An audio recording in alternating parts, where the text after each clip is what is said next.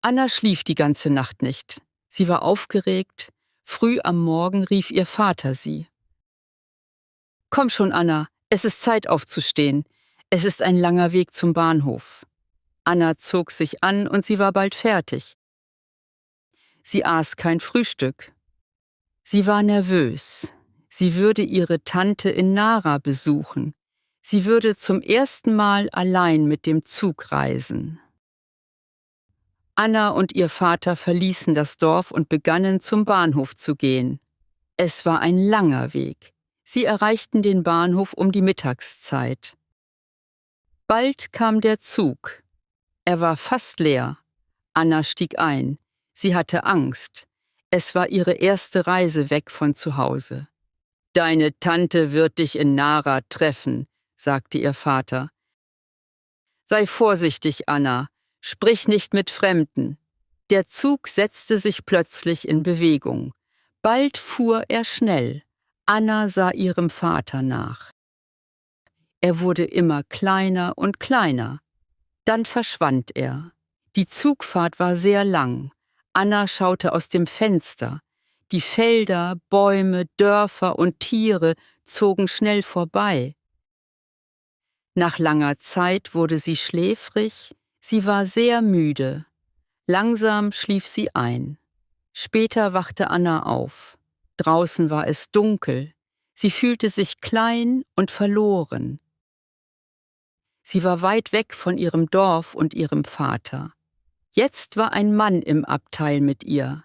Er hatte ein hässliches Gesicht und war sehr groß und stark. Sein Haar war sehr kurz. Er sah böse und gefährlich aus. Der Mann lächelte Anna an. »Hallo«, sagte er. »Du bist jetzt wach, oder? Wohin gehst du?« Anna erinnerte sich an die Worte ihres Vaters. Sie sagte nichts. »Fährst du nach Polona?«, fragte der Mann. Anna war überrascht. »Nein, nach Nara«, sagte sie. »Nara?«, sagte der Mann. »Aber wir sind vor 2 Stunden an Nara vorbeigefahren. Du hast geschlafen.« Anna wollte weinen. Sie saß ganz still. Es war warm im Abteil, aber Anna fühlte sich kalt. »Wir sind an Nara vorbeigefahren?«, fragte sie. »Ja«, sagte der Mann. Anna dachte an die Rückreise nach Nara. Wie viel würde sie kosten? Sie hatte kein Geld. Sie dachte an ihre Tante am Bahnhof von Nara. »Mach dir keine Sorgen«, sagte der Mann. »Ich werde dir helfen. Wie heißt du?« »Anna«, sagte sie. »Ich heiße Sam«, sagte der Mann. »Du kannst mir vertrauen, Anna.« Anna sah Sam noch einmal an. Er war sehr hässlich. Er hatte eine lange Narbe im Gesicht und sah gefährlich aus. Aber er wirkte freundlich. War er gut oder böse? Anna wusste es nicht. Der Zug begann langsamer zu werden. Sam stand auf und schaute aus dem Fenster. Anna sah eine Zeitung auf Sams Sitz. Auf der Rückseite war ein Foto. Es war Sams Foto. Über dem Foto stand eine Überschrift. »Dieser Mann ist ein gefährlicher Kämpfer.« Jetzt war Anna sicher. Sam war ein böser Mann und auch gefährlich. Er war ein Verbrecher. Anna musste vorsichtig sein. Sie musste schnell von ihm wegkommen. Sam ging vom Fenster weg. »Wir kommen jetzt in Polona an«, sagte er. »Bleib bei mir. Ich helfe dir.« Der Zug hielt an. Anna sprang auf und rannte zur Tür. Sie wollte weglaufen. Die Tür war sehr schwer. Sie konnte sie nicht öffnen. Sam stand hinter ihr. »Ich öffne sie«, sagte er. Am Ausgang des Bahnhofs wurde Anna angehalten. »Wo ist dein Ticket?« »Dieses Ticket ist für Nara. Ich bin eingeschlafen. Ich bin an Nara vorbeigefahren. Ich hab kein Geld.« »Ich bezahle«, sagte eine Stimme. Es war Sam. »Danke, mein Herr. Kommen Sie mit.« Anna wollte weglaufen, aber sie hatte Angst vor Sam. Sie war müde und verloren. Polona war eine große Stadt. Anna kannte dort niemanden. Sam rief ein Taxi. »Steig ein, Anna«, sagte er. »Zum Boxer-Hotel«, sagte Sam zum Fahrer. Das Taxi fuhr eine lange Strecke. Die Straßen von Polona waren breit und belebt. Es gab viele Autos, Geschäfte und Menschen. Das Taxi bog in eine kleine, dunkle Straße ein und hielt an. Sam stieg aus und bezahlte den Fahrer. Anna sah die Straße hinauf und hinunter. »Komm, Anna«, sagte Sam. Anna konnte nicht weglaufen. Sie war schwach und langsam. Sam war groß und stark. Sie folgte ihm ins Hotel. Im Hotel gab es ein Café. Es sah nicht sehr sauber aus. 2 Männer tranken und spielten Karten. Sie sahen Sam. Einer von ihnen sagte: »Hallo Sam, komm und trink etwas. Wer ist das hübsche Mädchen?« Sam zog seinen Mantel aus und setzte sich. »Hallo Tino, hallo Bobs«, sagte er. »Das ist Anna, sie hat sich verlaufen.« Die Männer sahen Anna an und lachten.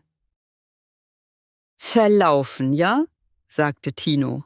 »Arme Anna, du bist ein glücklicher Mann, Sam. Trink etwas.« Sam gab Anna einen Stuhl. Sie setzte sich. Sie sah die Männer an. Tino hatte einen Schnurrbart. Bobs hatte keine Vorderzähne. Sie sahen hart aus. Die Männer tranken. Tino gab Anna ein Glas.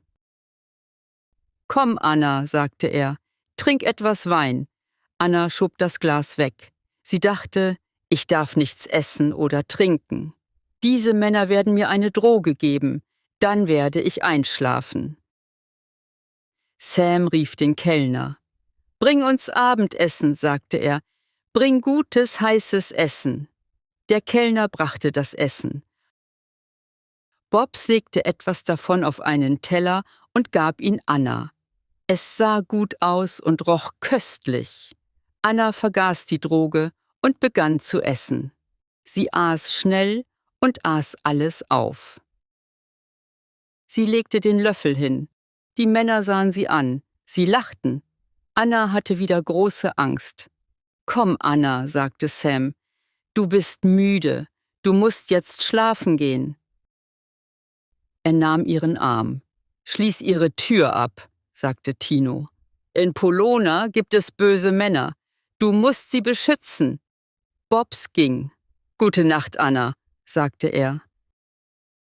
Sam brachte Anna nach oben in ein Schlafzimmer. Ihr Herz schlug schnell. »Gute Nacht, Anna«, sagte Sam. Er lächelte sie an. »Mach dir keine Sorgen. Du bist hier sicher.« Anna sagte nichts. Sam wirkte freundlich, aber sie erinnerte sich an die Zeitung. Sam war gefährlich und seine Freunde sahen auch gefährlich aus. Sie musste fliehen. Sam verließ das Zimmer, schloss die Tür ab und ging nach unten. Anna setzte sich aufs Bett und weinte. Unten tranken die Männer und spielten Karten. Anna hörte ihre Stimmen. Sie lachten. Nach langer Zeit schlief sie ein. Anna wachte spät auf. Die Sonne schien. Sie sah aus dem Fenster. Der Kellner saß draußen, rauchte eine Zigarette und las eine Zeitung. Anna sah sich im Zimmer um. Es war schmutzig. Auf dem Boden lag altes Papier. In einer Ecke stand ein kleiner Tisch mit einigen Dingen darauf. Anna hatte eine Idee. Auf dem Tisch lag ein Kugelschreiber. Sie nahm ihn und hob ein Stück Papier vom Boden auf. Sie schrieb: »Bitte helfen Sie mir. Ich möchte nach Nara. Meine Tante wartet dort auf mich. Ich muss von hier fliehen. Ich habe kein Geld und keine Freunde. Anna.« Sie warf den Zettel aus dem Fenster. Der Kellner hob ihn auf. Er las ihn. Er sah zu ihr hoch. Er lächelte und ging ins Hotel. Anna hörte Stimmen vor ihrem Zimmer. Jemand schloss die Tür auf. Der Kellner kam herein. Hinter ihm war jemand auf der Treppe. »Das ist ein Polizist«, dachte Anna. Sie lief nach vorne. Es war Sam. Er hielt ihren Zettel in der Hand. »Guten Tag, Anna«, sagte Sam. »Du hast sehr lange geschlafen. Du musst hungrig sein. Komm und iss etwas. Wir gehen bald.« Der Kellner lächelte Sam an. Anna verstand. Der Kellner wollte ihr nicht helfen. Er und Sam waren Freunde. Anna ging mit Sam und dem Kellner nach unten.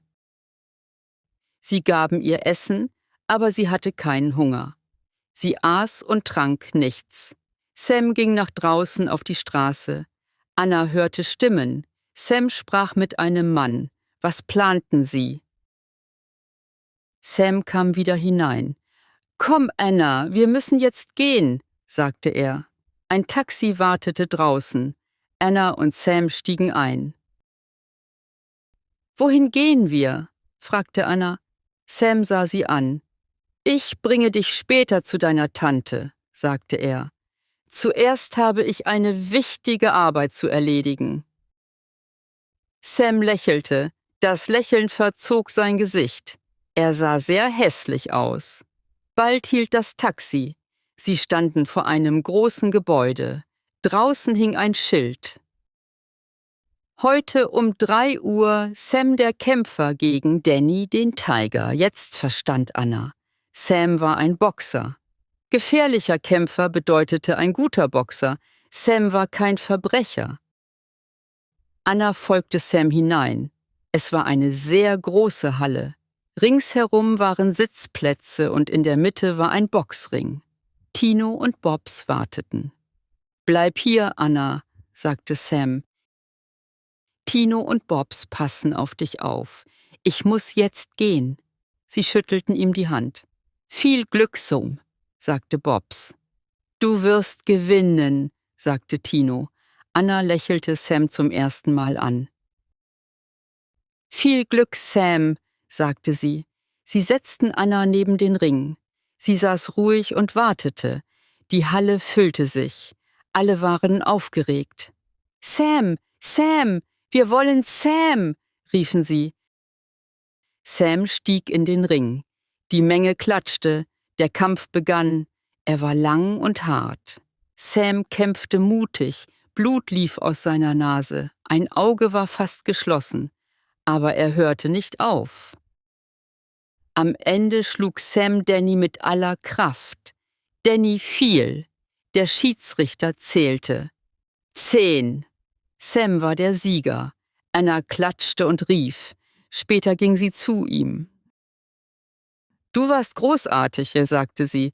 Sam lächelte. Anna sagte, »Ich hatte Angst vor dir. Ich dachte, du wärst ein Verbrecher.« Sam lachte. »Ich weiß«, sagte er. »Es tut mir leid«, sagte Anna. »Das ist schon gut«, sagte Sam. »Komm, wir gehen jetzt nach Nara. Deine Tante wartet.« Sie nahmen ein Taxi. Sie sprachen die ganze Zeit. In der Nacht erreichten sie Nara. Sam kannte Nara und fand schnell das Haus von Annas Tante. Sie klopften an die Tür. Die Tante öffnete und weinte. »Oh, Anna, Gott sei Dank bist du endlich hier!« Dann sah sie Sam. »Wer ist dieser Mann?«, fragte sie. Anna sagte, »Sei nicht böse, das ist Sam. Er hat mir geholfen.« Die Tante brachte eine Zeitung. »Sind Sie Sam der Boxer?«, fragte sie. »Ja«, sagte er. Sie lächelte. »Kommen Sie herein, Sam. Bitte setzen Sie sich.« Sie redeten und lachten.